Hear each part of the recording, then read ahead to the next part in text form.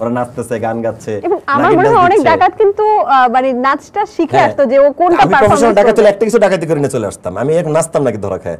বন্যার ক্ষেত্রে আপনি একটা স্ট্যাটাস দিয়েছিলেন যে যারা আসলে বন্যার ক্ষেত্রে ছবি তোলার জন্য বা ভিডিও করার জন্য বা ইনফ্লুয়েন্সাররা যারা যাচ্ছে তাদেরকে আপনি ভার্চুয়াল, আমি বলছি যে ট্যুর দেওয়ার জন্য ভার্চুয়াল বক চয় বলছি আর কি। বক চয় একটা শাকের নাম, চাইনিজ শাক।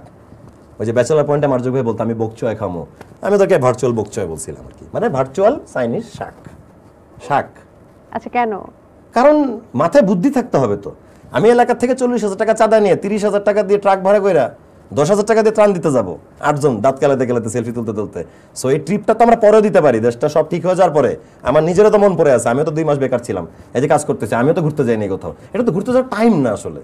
ঘুরতে যাবো তো দেশটা সুন্দর হওয়ার পরে আমরা দেশ বিদেশ ঘুরবো, বিষয়টা এরকম আর কি। আচ্ছা, ডাকাত নিয়ে আপনি বেশ সরগরম ছিলেন একদম। যখন প্রতি রাতে আনন্দ করছি ডাকাত ধরে নিয়ে, জেগেও ছিলাম।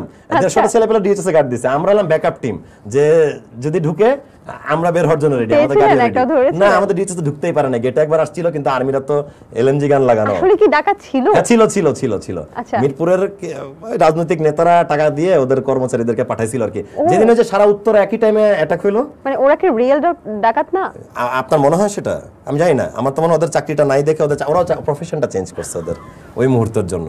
ওরা রিয়েল ডাকাত হলে আপনি আমাকে কথা বলেন, রিয়েল ডাকাত যদি আসতো এতগুলা, একটা কিছু তো ডাকাতি হতো, একটা কিছু তো চুরি হতো, কিছুই চুরি হয় নাই, বরং আমরা কি পেয়েছি? কন্টেন্ট। ওরা নাচতেছে গান গাচ্ছে। এবং আমার মনে হয় অনেক ডাকাত কিন্তু মানে নাচটা শিখে আসতো যে ও কোনটা পারফরম্যান্স। প্রফেশনাল ডাকাত হলে একটা কিছু ডাকাতি করে নিয়ে চলে আসতাম, আমি এখন নাচতাম নাকি ধরা খায়। তার মানে ইচ্ছাই ছিল না এদের কিছু চুরি করা ডাকাতি করার, এরা যায় ধরাই খাইছে খালি, মানে নুইসেন্স তৈরি করার একটা প্ল্যান ছিল যেটা নষ্ট হয়ে গেছে। আপনি তো একটা রিয়েলিটি শো তৈরি করার জন্য জেনজিদেরকে হ্যাঁ বললাম যে নাচে গানে ডাকাত পাওয়ার্ড বাই জেনজি যদি হয়, এটা একটা টিভি শো, দীপ্ত তো হওয়া উচিত, মানে ইটস গুড শো। নাচে গানে ডাকাত তাদের যে কি মাশাআল্লাহ ট্যালেন্ট থাকবে। হ্যাঁ অতিথি জেনজিরাই ইয়ে করবে, ফিক্স করবে, ভোট হবে কে অতিথি থাকতে পারে, মানে ডাকাত সদস্য। হ্যাঁ ডাকাত সদস্য প্লাস হচ্ছে সুলাইমান শকুনরা যদি নাচতে চায় তারাও ওয়েলকাম, আফ্রিদি যদি নাচতে চায় তারাও ওয়েলকাম, যারা নিশ্চুপ নীরবতারা তাদেরও ওয়েলকাম।